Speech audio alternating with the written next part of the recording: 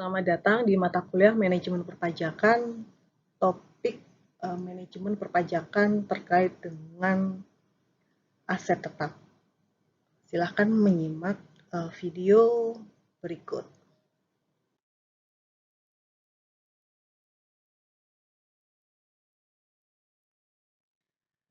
Ada 4 agenda kita pada materi hari ini adalah skema pendanaan pada investasi aset tetap, yang kedua revaluasi aset tetap, yang ketiga sewa guna usaha, yang keempat perencanaan pajak atas aset tetap.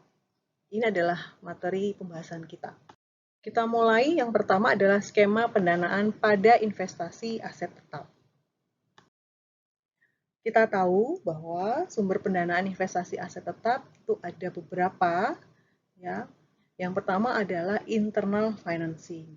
Yang kedua adalah equity financing, kemudian debt financing, leasing, dan hybrid financing.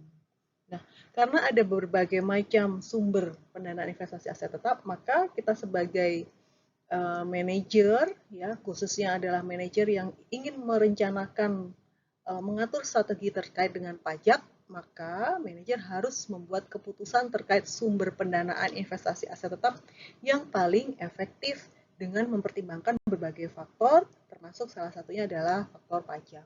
Nah, masing-masing sumber ini akan berdampak pada konsekuensinya terhadap pajak itu berbeda-beda, gitu ya.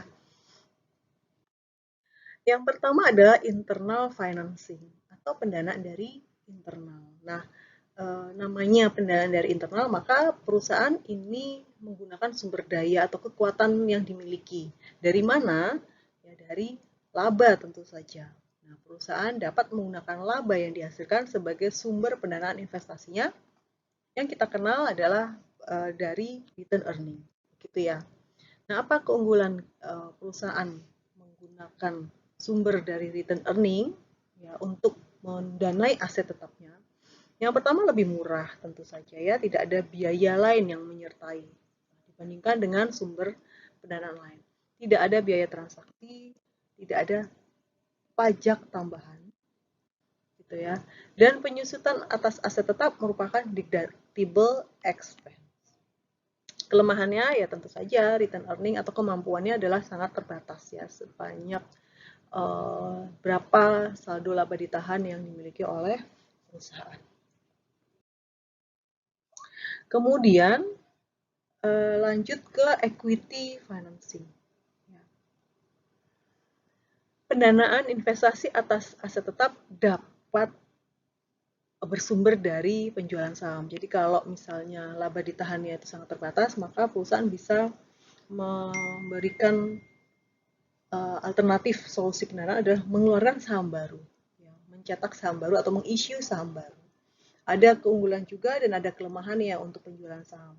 Ya, keunggulannya adalah perusahaan bisa memaksimalkan penggunaan dana karena tidak perlu untuk membayar kembali uang yang sudah diinvestasikan oleh investor.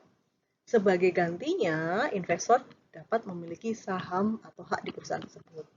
Begitu ya, jadi gantinya adalah tidak membayarkan uang cash atau membayar kembali kepada investor yang sudah mendanai asetnya, tapi mengeluarkan saham. Kelemahannya, nah, karena konsekuensinya mengeluarkan saham adalah control right, ya, atau hak untuk mengendalikan perusahaan, ada suara di dalam perusahaan itu, maka investornya akan berpotensi memiliki kendali pada perusahaan tersebut, gitu ya. Nah, perusahaan ketika membagikan laba, maka ada dividen, begitu. Ketika membagikan laba berupa dividen ini, itu non-deductible expense. Ya. Tidak pernah ada biaya dividen, begitu ya.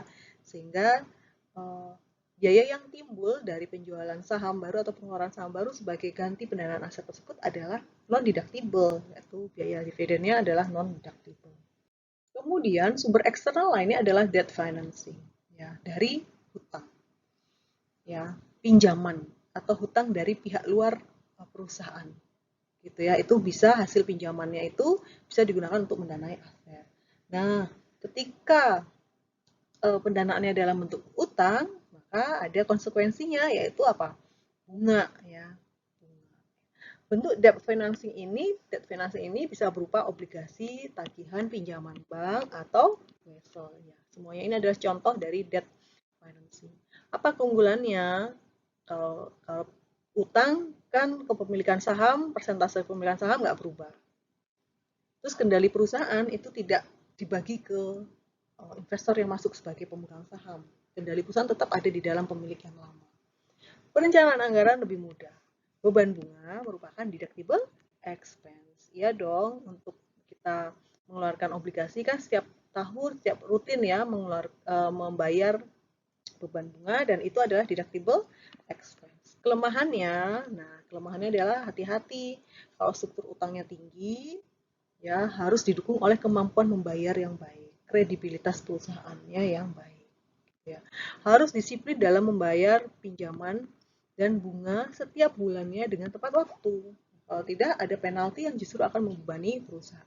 Gitu ya. Berpotensi untuk kehilangan aset yang dijadikan sebagai jaminan atas pinjaman tersebut. Ya, tentu saja kan harus ada aset untuk jaminan. Nah, itu akan potensi hilang ketika perusahaan gagal untuk melakukan kewajiban membayar bunga maupun membayar pokok utangnya. Kemudian sumber dana eksternal yaitu yang sangat umum dipilih oleh perusahaan adalah leasing. Gitu ya, leasing atau sewa guna usaha. Itu alternatif juga bagi perusahaan untuk mendanai asetnya. Aspek pemajakannya tergantung pada jenis leasing. Keunggulannya untuk leasing, resiko keusangan aset lebih rendah. Ya dong, kita bisa memanfaatkan masa kita mau leasingnya berapa lama. Setelah leasing selesai, kita bisa ganti barang yang baru. Kita leasing lagi yang baru, ya, sehingga kita tidak terbebani adanya memegang gitu ya, menguasai aset tertentu dalam kurun waktu yang lama. Kualifikasi leasing lebih longgar dibandingkan debt financing. Kelemahannya, hak kepemilikan barang hanya akan berpindah jika lessee yang menyelesaikan kewajibannya dan menggunakan hak opsi. Gitu. Ya memang itu ya di dalam financial lease. Ya. Kalau financial lease dengan hak opsi dan memanfaatkan hak opsinya, maka barangnya bisa dimiliki. Kalau enggak ya balik lagi ke pemiliknya, orang yang menyewakan atau pihak yang menyewakan. Kemudian ada alternatif lain adalah hybrid financing. Gitu ya. Apa itu hybrid financing? Yaitu bisa pendanaan aset itu bisa lebih dari satu sumber pendanaan. Bisa dari equity financing dan bisa dari debt financing. Ya. Sehingga sumber pendanaannya itu tidak hanya dari satu sumber equity saja, tapi mix begitu ya. Ini yang dinamakan hybrid financing, gitu ya. Kemudian bahasan kita yang kedua adalah revaluasi aset tetap. Anda tahu apa itu yang namanya revaluasi? Kita akan banyak diskusi ya. Revaluasi aset tetap itu nama lainnya adalah penilaian kembali aset. Kenapa aset itu perlu dinilai kembali?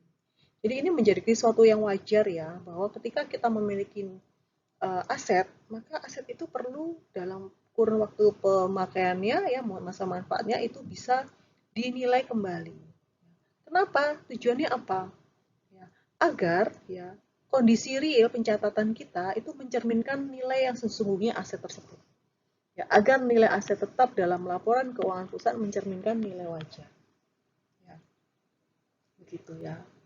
Ada aset yang kalau kita pakai terus-menerus, maka aset itu nilainya akan semakin meningkat. Begitu ya. Ya, suatu mesin misalnya kita beli mesin itu 10 tahun yang lalu. Namun ketika kita saat ini gunakan, ya uang kita untuk membeli mesin yang kemarin itu tidak akan cukup dengan kualifikasi yang lama, apalagi mesin tersebut tidak rentan dengan perubahan zaman ya teknologi. Itu susah untuk menghasilkan mesin tersebut, sehingga tentu saja nilai wajarnya akan naik ya, ada kenaikan nilai aset tetap di pasaran.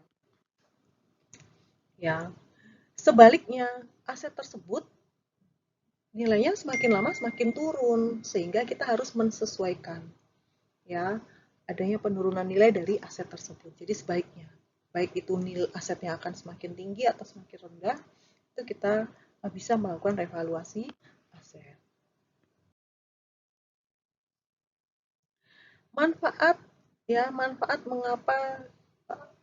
apa sih yang bisa diterima oleh perusahaan ketika melakukan revaluasi aset? Yang pertama tentu saja ya, laporan keuangan ya, catatan itu akan semakin dapat relevan, sangat relevan. Ya, ketika kita menyajikan aset itu dengan nilai wajar, kita selalu melakukan revaluasi aset ya, perusahaan melakukan revaluasi aset, maka akan menunjukkan posisi kekayaan yang wajar. Gitu ya. Nilai aset yang tercatat itu sama dengan nilai pasarnya, nilai yang wajar. Dapat memperbaiki capital structure, ya, khususnya debt to equity ratio itu dapat membaik. Ya tentu saja, ya ketika kita uh, memegang suatu aset, ya, dan kemudian ada uh, oke, mengapa revaluasi aset dapat memperbaiki capital structure? Ini juga akan membuat debt to equity ratio akan membaik. Ya, revaluasi aset itu akan dapat menurunkan debt to equity ratio perusahaan. Ya, sehingga ketika perusahaan itu akan meminjam uang ya dari bank, maka bank dapat memberikan dengan mudah. Kenapa? Karena asetnya jaminannya kan tinggi begitu. Ya jaminannya tinggi. Sehingga debt to equity ratio-nya akan membaik begitu ya. Terus selanjutnya meringankan kewajiban pajak. Nah, maksudnya apa? Ya tentu saja. Ya, ketika kita melakukan revaluasi nilai aset yang menyebabkan nilai aset yang meningkat, ya maka kesempatan untuk melakukan beban depresiasi itu akan semakin banyak. Beban depresiasi akan meningkat pula, sehingga akan menurunkan biaya pajak begitu ya. Kemudian menarik minat investor, tentu saja ya kalau struktur dari aset perusahaan itu bagus, ya nilainya tinggi, maka investor akan menyukai untuk investasi di situ. Menguntungkan bagi perusahaan yang ingin merger, tentu saja dengan uh, dinilai ya dengan revaluasi aset tetap itu akan membuat nilai perusahaan akan menjadi tinggi. Kemudian nilai pada saat merger juga akan menyebabkan perusahaan tersebut bagus begitu ya, dinilainya akan sangat bagus, menguntungkan. Kemudian bagaimana revaluasi aset dalam perpajakan? Ini diatur pada pasal 19 Undang-Undang PPH nomor 36, juga diatur di PMK nomor 79 tahun 2008 dan PR 12 Peraturan Jenderal Pajak tahun 2019 dan Surat Edaran Dirjen Pajak tahun 2009. Nah, kriteria WP yang dapat melakukan revaluasi aset ya adalah perusahaan yang telah memenuhi semua kewajiban pajaknya sampai dengan masa pajak terakhir sebelum masa pajak dilakukan revaluasi. Perusahaan di sini adalah WP Badan Dalam Negeri dan BUT, tidak termasuk perusahaan yang memperoleh izin menyelenggarakan pembukuan dalam bahasa Inggris dan dalam mata uang dolar Amerika Serikat. Ini kriteria yang dapat melakukan revaluasi aset. Nah, ketika perusahaan atau WP memenuhi kriteria ini, maka bisa melakukan revaluasi ketentuan pajak atas revaluasi aset. Nah, bagaimana? Apakah bisa sebebasnya atau kapan saja? Tentu saja ada prosedurnya ya. Kalau revaluasi aset itu dapat sesuai dengan aturan pajak. Yaitu yang pertama, perusahaan mengajukan permohonan kepada Dirjen Pajak, gitu ya. Mengajukan permohonan kepada Dirjen Pajak secara tertulis. Kemudian Dirjen Pajak akan memberi wewenang untuk menerbitkan surat keputusan permohonan yang diajukan oleh perusahaan. Nah, ada ketentuannya, yaitu revaluasi aset tetap tidak dapat dilakukan kembali sebelum lewat jangka waktu 5 tahun sejak revaluasi aset tetap terakhir. Jadi, meskipun diperbolehkan di dalam pajak, namun pajak mengatur bahwa revaluasi aset itu setiap 5 tahun. Kalau belum 5 tahun, nggak boleh revaluasi terus, begitu ya. Revaluasi aset tetap harus dilakukan berdasarkan nilai pasar atau nilai wajar yang berlaku yang ditetapkan oleh perusahaan jasa penilai yang memperoleh izin dari pemerintah. Nah, tidak semua orang, tidak semua pihak dapat melakukan revaluasi aset, hanya oleh jasa penilai. Ya, jasa penilai yang sudah mendapatkan izin dari pemerintah.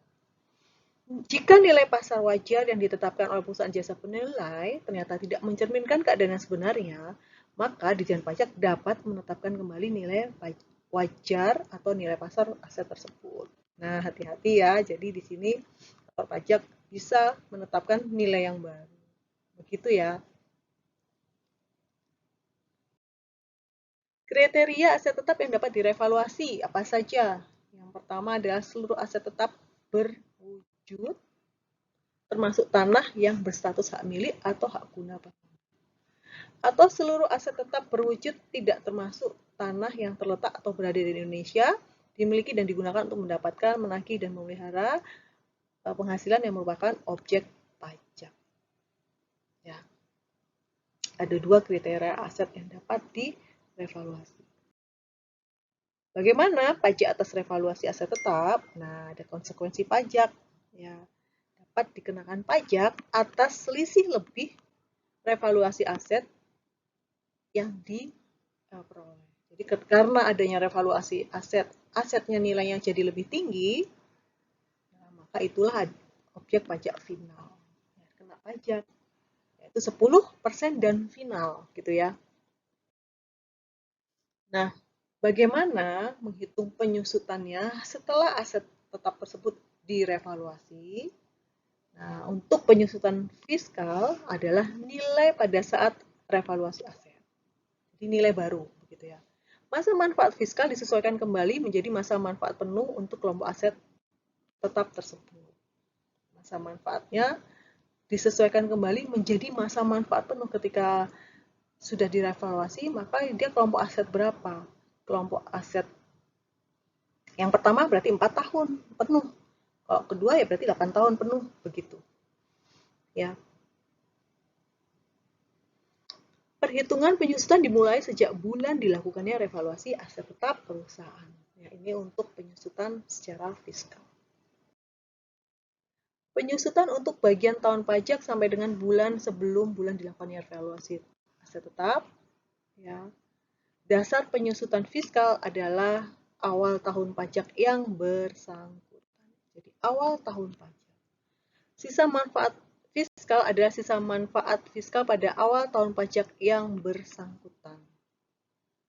Perhitungan penyusutan dihitung melalui prorata sesuai dengan banyaknya bulan dalam bagian tahun pajak tersebut.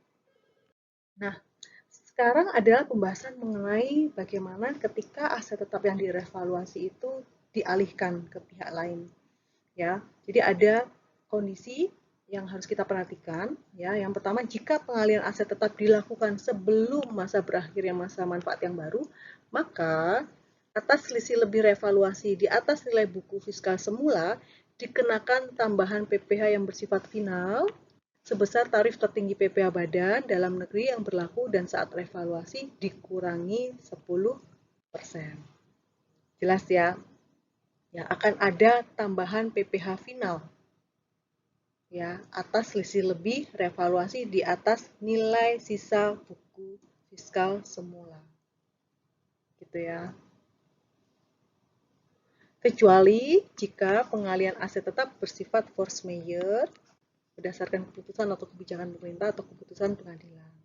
Pengalihan aset tetap dalam rangka penggabungan, peleburan, pemekaran usaha yang mendapatkan persetujuan. Penarikan aset tetap perusahaan dari penggunaan karena mengalami kerusakan berat yang tidak dapat diperbaiki lagi. Nah, ini ketika pengalihan aset tetapnya dilakukan sebelum berakhirnya masa manfaat yang baru. Gitu ya, jelas ya, ini udah jelas sekali pengaturannya. Pertimbangan revaluasi aset tetap. Ya, pertimbangan revaluasi aset tetap kita adalah melihat ke kinerja perusahaan. Ya, ada dua kondisi. Ya, apakah perusahaan memperoleh laba fiskal? Yang kedua, apakah perusahaan mengalami rugi fiskal? Nah, ketika perusahaan mengalami rugi fiskal, itu kita juga lihat apakah rugi fiskalnya sudah pernah dikompensasi. Terus kapan batas akhir kerugian kompensasi kerugian tersebut, gitu ya. Kemudian bagaimana dampak revaluasi terhadap beban pajak di masa yang datang. Ini adalah pertimbangan-pertimbangan yang harus kita pikirkan pada saat kita akan melakukan revaluasi aset tetap. Apakah dalam kondisi laba, apakah dalam kondisi rugi. Nah, kalau rugi, apakah pernah dikompensasi ruginya, dan kapan batas terakhir dikompensasi ruginya, gitu ya. Nah, bagaimana dampak revaluasi ini terhadap pajak di masa yang akan datang, itu yang harus kita perhatikan. Ini ada beberapa kasus revaluasi aset tetap versi pajak. Ini kalian nanti akan diskusikan ya di kelas. Kita akan membahas ini. Jawabannya, ini adalah analisisnya ya. Nanti kita akan diskusi ya. Kalian harus diskusi ini. Contoh kasus kedua. Kemudian terkait dengan insentif pajak akibat revaluasi aset. Ya. Ini dibaca PMK-nya, nanti kita diskusi aja ya lebih banyak. Nah, revaluasi aset tetap dalam akuntansi itu ada juga diatur di PSK 16. Gitu ya. Mengukur tentang pengukuran aset tetap ya dari PSK 16. Metode pengukuran aset tetap bisa cost method dan evaluation method. Saya rasa kalau di akuntansi Anda semua sudah pernah mendapatkan ya, jadi tidak terlalu saya akan highlight di sini. Ini contoh-contohnya ya revaluasi aset tetap untuk akuntansi. Nah, kemudian selanjutnya adalah sewa guna usaha atau leasing. Nah, apa itu definisinya sewa guna usaha? Ya, sewa guna usaha adalah suatu perjanjian untuk memberikan hak bagi orang lain untuk menggunakan barang modalnya, ya, yaitu dari lesor ke lesi. Lesor memberikan hak untuk menggunakan barang modalnya ke lesi. Lesor yang adalah pemilik barang, lesi adalah penyewa. Nah, penyewa sebagai gantinya untuk menggunakan barang tersebut akan memberikan imbalan. Itu adalah leasing, gitu ya. Jenis leasing ada dua, financial atau capital lease dan operating lease. Ya, apa bedanya? Kalau financial lease di akhir masa leasing punya opsi untuk membeli barang yang disewakan tersebut. Kalau yang operating lease tidak, hanya menyewa saja. Ya. Dalam perpajakan, sewa guna usaha diatur di KMK 1169 1991 dan SE 129 tahun 2010. Ya, ketentuannya ada di pasal 6. Lesor hanya diperkenankan memberikan pembiayaan barang modal kepada lisi yang memiliki NPWP, ini syaratnya. Lesi dilarang menyewa guna usahakan kembali barang modal yang di SGU kepada pihak lain, yang nggak boleh bertingkat begitu ya, itu di aturan pajaknya. Perjanjian leasing sekurang-kurangnya memuat 8 hal ini. Ya. Kriteria financialis itu udah jelas di KMK ini, pasal 3. Untuk tahunnya berapa. Ya. Perlakuan PPh-nya bagaimana? Ada di pasal 14 KMK 1169 tahun 1991. Ya. Kemudian masih tetap di perlakuan PPh-nya. Bagaimana PPN-nya? Ya. Atas penyerahan jasa dalam transaksi sewa guna usaha dengan hak opsi dari lesor kepada lesi dikecualikan dari pengenaan pajak pertambahan nilai. Ya, jadi bukan barang kena pajak. Kriteria operating lease ya ada juga di KMK. Perlakuan PPh-nya bagi operating lease, nanti kita akan diskusi ini. Bagaimana perlakuan PPN-nya? Ya. Untuk operating lease, ini merupakan JKP. Operating jasa sewa guna usaha adalah jasa kena pajak, gitu ya. Jenis leasing ditinjau dari teknis pelaksanaannya, direct lease dan sale and leaseback. Ya. Di pajak juga diatur sale and leaseback, gitu ya. Beli barang lesi, kemudian disewa gunakan kembali. Gitu ya. Ini adalah sale and leaseback, dijual lalu disewa lagi.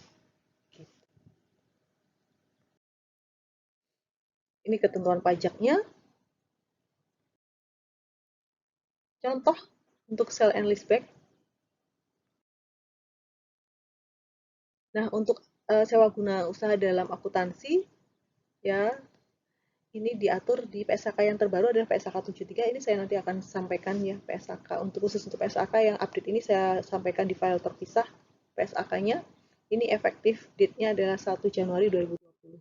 Intinya perubahannya adalah dari PSAK 30 adalah esensi transaksinya tetap dikategorikan dua. Jadi financial lease dan operating lease itu ada. Ya. Tidak semuanya lantas menjadi sewa dengan hak opsi ya, enggak. Operating lease atau hanya pendanaan saja untuk sewa biasa aja itu ada, tapi perlakuan akuntansinya saja yang beda untuk operating lease. Ya kalau sebelumnya kan operating lease adalah biaya sewa, beban sewa pada kas. Nah ini enggak. Pada awal masa sewa, penyewa itu mencatatnya sebagai ini. Aset hak guna pada liabilitas sewa. Ketika sudah dinikmati sewanya, maka aset hak gunanya ini akan diamortisasi. Begitu. Beban amortisasi hak sewa pada aset hak guna. Gitu. Ya, pada saat membayar hak sewanya, ya liabilitas sewa, debit, kas, kredit, begitu. Ya. Nah, untuk secara khusus bagaimana PSAK 73 akan saya sampaikan di PPT terpisah. Bagaimana perencanaan pajak atas aset tetap? Nah, ini yang penting. Ya, bagaimana kita mau beli langsung atau kita pakai leasing? Ya, kalau beli langsung, nggak pakai leasing, ya kita kalau untuk perencanaan pajak maka efek bebannya ya. Kalau beli langsung, yang bisa dibebankan menjadi biaya menurut fiskal adalah beban penyusutan. Ya, besarnya ya sesuai dengan masa manfaat yang sesuai fiskal. Kalau leasing, semua biaya yang dikeluarkan untuk membayar SGU itu dapat dibiayakan pada tahun yang bersangkutan. Apa biayanya? Biaya angsuran sewanya dan biaya bunganya. Gitu ya. Masa SGU relatif lebih pendek dari umur manfaat aset, maka perusahaan dapat membiayakan perolehan aset tetap lebih cepat dibandingkan penyusutan. Nih, begitu ya. Kalau di finansial atau kapitalis kan nggak ada penyusutan ya, memang tidak ada ya kalau leasing penyusutannya. Nah, bagaimana dengan equity financing dan debt financing? Ya. Di sini penyedianya jelas ya, kalau equity ada pemegang saham, kalau debt financing adalah bank atau pihak ketiga, ya atau pemegang saham yang kita melakukan pinjaman. Apakah mengendalikan perusahaan? Ya jelas ya, karena pemegang saham. Kalau debt financing tidak. Pengembalian investasi apa? Dividen dan pembayaran atau pembayaran kembali optional. Apakah sahamnya akan dibeli kembali? Kalau debt financing wajib ya, wajib dibayarkan lagi. Biaya modal, deductible expense tidak ya, dividen tidak akan pernah menjadi beban. Kalau bunga itu ada jadi beban. Itu ya perbedaannya. Nah, kalau pajak kita akan selalu melihatnya adalah tax favored yang diakui sebagai beban. Hybrid financing. Nah, ini contoh hybrid financing. Biasanya digunakan pada pajak internasional. Ya, contohnya nih, B didanai oleh A dengan instrumen yang dianggap sebagai modal di negara A. Tapi dianggap sebagai utang di negara B. Maka hati-hati, ini adalah tergolong hybrid financing. Pembayaran B kepada A dapat dikurangkan oleh B. Ya, karena oleh B dianggap sebagai utang. Namun bagi A, itu dianggap modal instrumen tersebut. Maka bagi A, pembayaran tersebut diperlakukan sebagai dividen yang dibebaskan untuk tujuan pajak di negara A. Contoh ya penerapan dalam hybrid financing. Revaluasi atau tanpa revaluasi, bagaimana? Kita lihat dulu kinerja perusahaan, laba atau rugi fiskal. Ya, kita harus bandingkan present value dari kenaikan biaya penyusutan pasca revaluasi versus biaya PPh final atas selisih lebih revaluasi mesin. Ya, kita harus masukkan kita pertimbangkan diskon faktornya present value. Jika PV dari kenaikan biaya penyusutan pasca revaluasi lebih besar dari PPh final atas selisih lebih revaluasi aset, maka bisa kita melakukan revaluasi aset. Sebaliknya, kalau present value kenaikan biaya penyusutan itu lebih kecil dari PPh final, ya kan rugi ya, bebannya double-double. Kan kita tujuannya adalah melakukan penghematan biaya, begitu kan? Nah, dalam membuat keputusan terkait manajemen aset, manajer harus mempertimbangkan berbagai macam aspek. Konsekuensi pajak atas manajemen aset itu merupakan salah satu yang penting yang harus dipertimbangkan. Begitu ya materi kita hari ini.